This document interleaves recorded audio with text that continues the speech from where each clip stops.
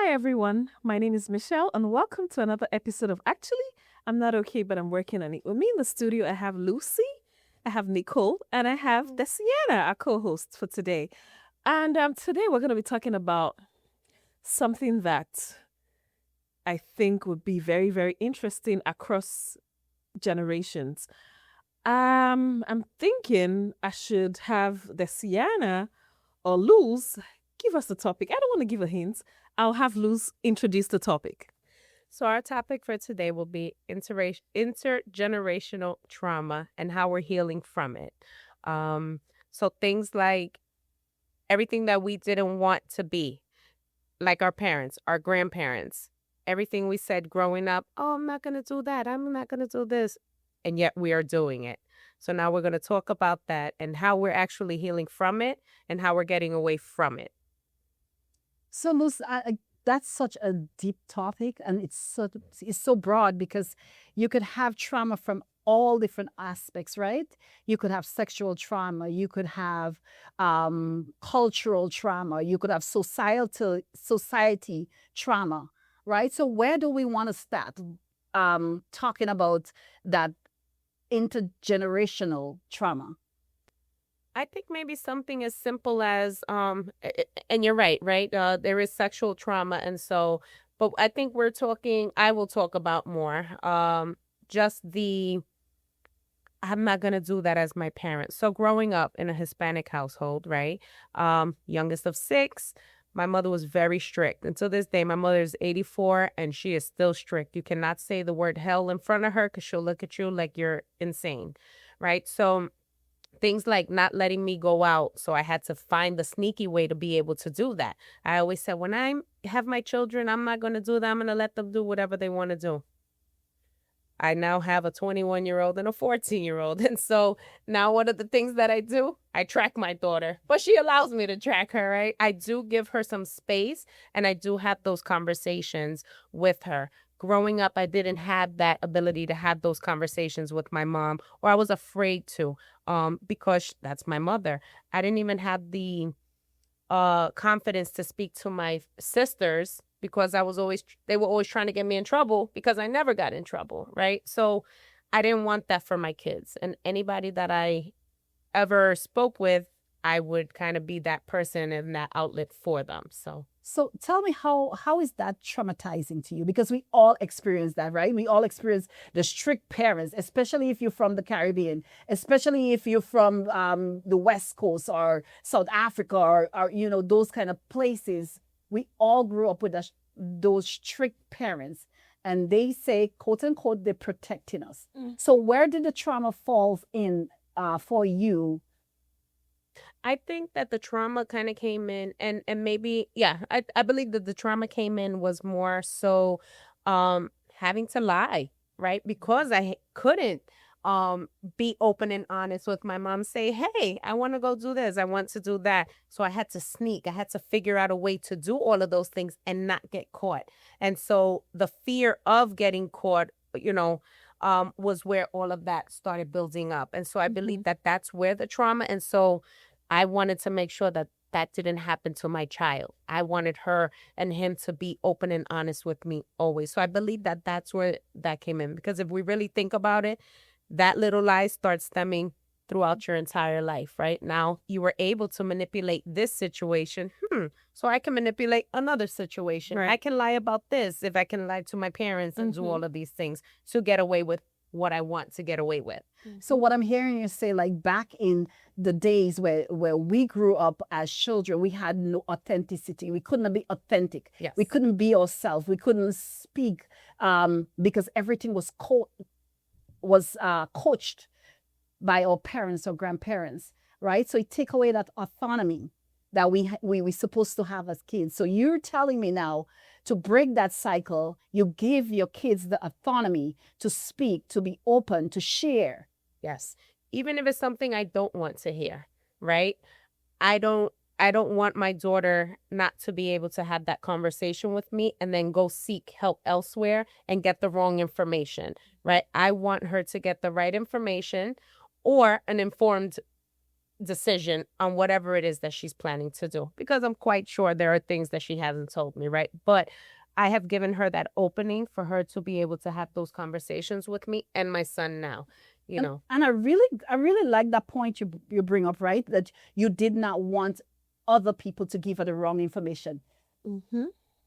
As we talk about generational Healing. healing and generational things that is going on, this generation is getting that wrong information because they're getting it from social media. Right.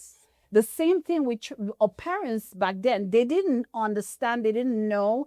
They tried to protect us. They did their best, right? But they traumatized us in the process, Yes. right? Mm-hmm. Our generation tried to not be like our parents. So we try to give our children that autonomy and that platform, right? So we kind of do a little bit better than the generation before us. But I think in the generation today, they took it too far. I don't know if anybody could put in the comments if you think the generation today, that parent do it a little too far and they have social media raising their kids, or if you think it's just a little too much. Let us know also. Right. Put your comment in. So I can say that, I can attest that, not so much that social media is raising my children, but my daughter and my son are like night and day.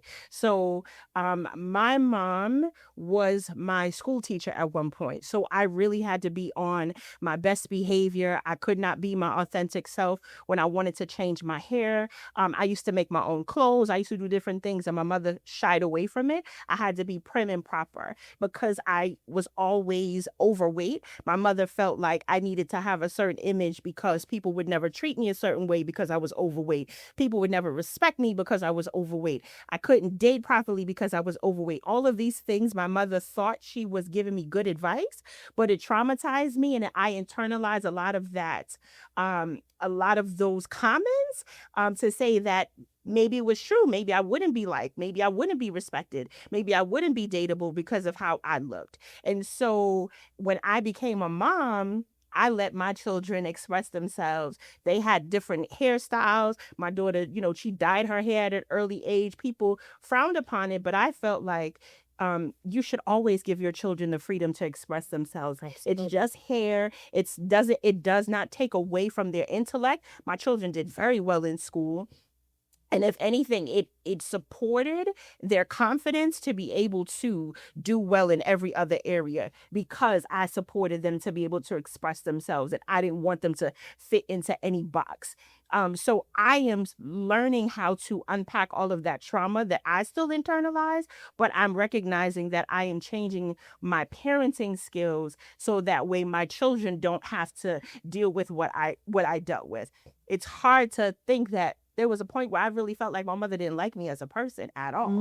And so there's a whole thing, the trauma with mother wounds. That's a whole other topic that we can get into. But so with my daughter, we are open, we have conversation, and I'm able to talk with her. But my son is very much the voice that I didn't have. I was always told to stay in a child's place, and I could never really speak up the way I wanted to. But my son is very feisty. My son takes no shorts. He doesn't, if you tell him something, he wants to know the why. If there's no purpose behind it, he is not doing it. And he doesn't care who is telling him what to do. And so it's interesting that I'm seeing the impact of my childhood and how it's carried out in my children. I have bonus children. I have, other children, but the children that I birthed, it's so interesting how I'm seeing my trauma show up differently in them. Nicole, that's just so powerful. I know the comment section are going crazy right now because how Right. many people, how many of us are told because of the way we look, our parents, our weight, our society just put this extra pressure on us to be perfect when we don't have to be perfect. Why can't we be the size we are? Right. Right? I have a question for Nicole. Nicole, would you say you healed from all of those traumas, or would you say, how would you say those traumas affected you, or how would you say it shaped you into being the woman that you are today? So actually, I'm really not okay. I'm still working on those traumas because not having the voice when I was younger still impacts me even, as an adult. And I recognize, like, even in some of the relationships that I was in, if I spoke up on how I felt and there was negative things that happened, it silenced me. And so it's changed the way I deal with conflict. Doesn't matter who the person is, I'm quiet. I no longer bring stuff up. I just kind of I'm like, okay, I peeped that and we're just going to move forward, because I could never tell my parents how I felt. I could never tell my partner how I felt without having some sort of physical consequence for it. And so as a result, I'm just quiet. So yes. How many children are abused, right? And couldn't tell their parents because of the same thing that you said, right? Exactly. They couldn't express that. They're so afraid, as Lou said, to get into trouble. So it's funny that you mentioned that, and and think about it. When you were growing up as a child, and you were told, "Oh, go give your uncle a kiss, go give your aunt a kiss, go give them a hug, go do this, go do that," right? Now, if the kid doesn't want, and this has not happened to me nor to my kids, but I've seen it where a child is just like, I don't want to hug that person. I don't want to give that person a kiss. You have to listen to these kids and say, you know what? Okay, it's okay. It is okay not to do that. Right. It is okay not to give that person a hug or a kiss or anything, because you just never know what is happening. And it may not be anything. It just may be something that they're not dealing with. But these are the things that as parents, you were forced to do. But as growing up, you were forced, go get that uncle, and you're being disrespectful if you don't do it. Right? So, but the kid might be telling you something. So it's funny that you brought that up. Yeah. Yeah. So my own experience is quite different because, I'm so sorry, mother, if you're watching this, I'm going to throw you under the bus. My mother is a perfectionist, and she's someone who, I don't want to use the word judgmental, but she's this kind of person that would be like, oh, don't do this. Don't play with this person. Don't go here. Don't go there. Like, and I think I grew up like that. And that's the only thing that I would say I have carried on with, in my generation from, being birthed by my mother. Like, she's this perfectionist, and I see myself doing things like that. Like, Luz will tell me, you don't like anybody. Yes, I think it was born from my mother instilling that. Don't trust anybody. Just, she keeps saying, she's just, I don't want to use the word judgmental, but I'm sorry I have to use it. And people see me as judgmental. Like, I want things to be done my own way just because my mother wanted things to be done her own way. So intergenerational trauma could not necessarily be just sexual, or, it could also be, other experiences. So guys, if you have other experiences, if you feel like you have carried on this trauma, and then you know that you have continued in your lineage like that, or you feel like you do not want to do this because your mother did that, please post your comments in the comment section. Let's see, and then let's heal together. Yeah, that's just so true, right? And as you created this platform, Michelle, that we provide resources for our viewers that might be going through some of those traumas and some of those things that we're going to be discussing on the show. Our parents back then did not have the resources, right? Right. They didn't have the resources, and they thought they were doing the best that they can. Right. So that's why we are here, to let you know there are resources out there that you can get. There are, the educational piece that we can discuss and let you know you don't have to hold it in, as Nicole said. Right. You could seek the help. There is therapy. There is you could talk Social to people. support. There is social support. Yeah, You can, social support. there's so much things out there, and that's why we created that platform. Well, that's why Michelle created that platform, so you can hear about those things, and we can provide you with resources within your community. So share, put where you're from, so we can send you some other resources that we have, and tell us in the DM, Michelle. Yes, your DM. Yes, we have our social media handles. You can DM us. We have an email in the comment section. Just send us an email, because we want to let you know that you're not alone. Every one of us have experienced this at some point. So there's no shame in it, okay? There's no shame. We're a work in progress, like I always say. We're human. Yes, we're human. And it's okay not to be okay. Exactly. Okay? And for those who are listening and say, well, I fall in that category, just remember.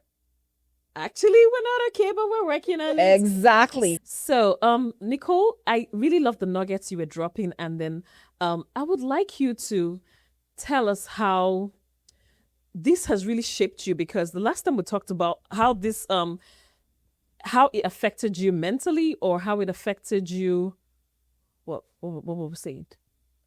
So it has affected me mentally. It's definitely affected the way in which I show up in the world now as an adult and how I'm working through that. But it definitely is showing up in how I parent. And, a lot of people, especially within the Christian community, love to say how we are generational curse breakers, right? And so, how do we break generational curse? We love to say this is what we do, but how do we do it? Of course, through prayer, through fasting, but also through real work and action. And for me, that comes from taking accountability and having real honest conversations. Um, with me and my children, I tried my best. I know some people in the audience said that, parenting doesn't come with a manual, and it absolutely does not. Right. And I tried my best, and unfortunately there were some very traumatic situations that me and my children went through. And I thought that I shielded it from them, but as they became older and they started using their voice, they told me that I didn't always show up as the best version of myself and the best mother. And it was hard to hear. Because I'm like, me? I'm the parent that you're saying is the problem. But not to throw their father under the bus. That's a conversation for another day. But anyway, but for me to keep it on the eye, to be able to hear like, wow, I really didn't show up as my best. And I had to hear it and take accountability. And I can't change the past. So all I can do is apologize for what didn't happen and ask how I can show up now. Yes. Viewers, as parents, ask your children, how can I show up now? I think I like that. Desiana, can you tell us, because you were sharing earlier how you feel like this has shaped you, being a mother now, how do you think this has come up, like in your day-to-day living with your children? So when Nicole was speaking, it was so real, right? Because I could share some of the things that was speaking on, especially when you talked about being this perfectionist. I was your mom. I can see myself doing that to my daughter, wanting her to be this perfect little girl, wanting her to be this perfect thing for society, right? So that struck a nerve in me, like, oh my God, you're talking about me. You're talking about my parenting style. Babes, I'm sorry if you're watching that. I am truly, absolutely sorry for the way that I put society pressure on you to be perfect. You know, sometimes we don't apologize to our children for the way we treat them and for the things that we say and how we yell at them, and they're trying their best. And all I can hear when you're saying that you were trying your best, and I'm thinking to myself, well, my daughter might have been trying her best to please me. Mm-hmm. But I couldn't see that. Mm-hmm. I just wanted her to be perfect. Who in the audience can relate to their parents wanting them to be perfect, or their other parents who want their children to be perfect? How do we break that cycle and let our children be themselves, or we take responsibility for the things that society had placed on us in the past, and now we're carrying it in the future? Intergenerationally. Right. You think about, and it's true. You think about the what will someone else think? Don't do this because that person might say something. Me on the other, that's how I was raised, right? Hey, don't do that. People might speak, or you were afraid of what the neighborhood would come and tell your parents. Right. So me as a parent, I'm more like, don't even think about it. Just do what you do. I'll deal with you. I'll deal with them. You just come and you're honest with me. So like I was saying earlier with my daughter, growing up, I always told her and made her be very confident. You're fabulous. You look good. You're this, you're that. Wear that bikini. Wear this. Where I, growing up, was like, nope, you need to cover up. You need to make sure your shirt is long enough. Why? Because of other people thinking and what they say, right? So I may think, oh, I'm the perfect parent, but just like Nicole has said, like, I'm the parent that you're worrying about when I get those like, oh, but my dad or my mom, right? My daughter has this name for me, and she calls me Mrs. Make It Happen, right? And it's so cute to me. And it's like that's something that they've put on me that I have to now live up to. live up to, Mhm. right? So I will always make it happen. And actually, on my way here, I was talking with Suzette about the same thing. Because of course my daughter calls me, "Hey, mom, so the graduation is here, and I need this, and I need this," and I'm like, Jesus Christ, ask your father. All right. She's like, "Yeah, no, I tried that." I'm like, geez, so it's all of those things kind of wrapped up where now I have something to live up to, and I don't put her as perfect, but I'm trying to be perfect. So Luz, I hear you said that you're the Miss Make It Happen. Yes. What does it look like when you cannot make it happen? What Do you be honest about it? How do you handle that?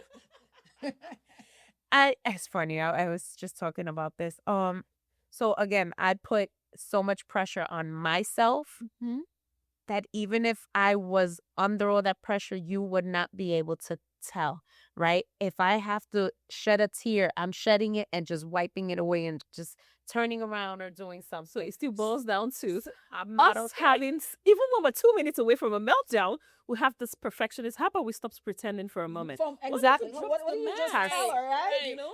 I have Tell to her, take it on. listen, today I'm can't not do Miss it. Make It Happen. I can't do it.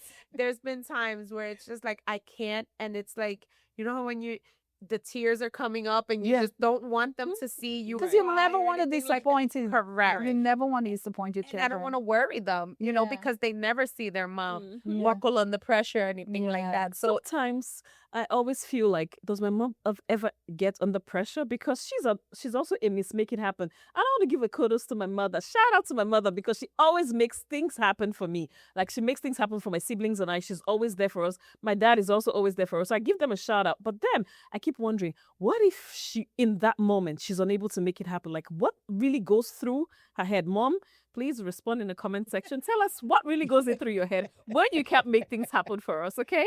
Yes.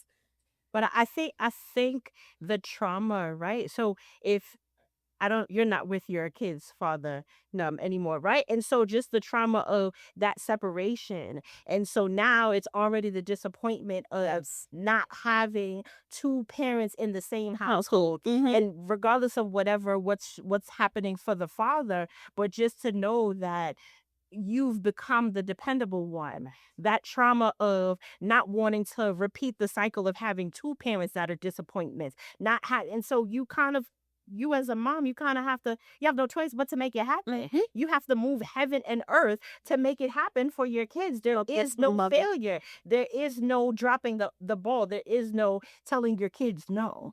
at all.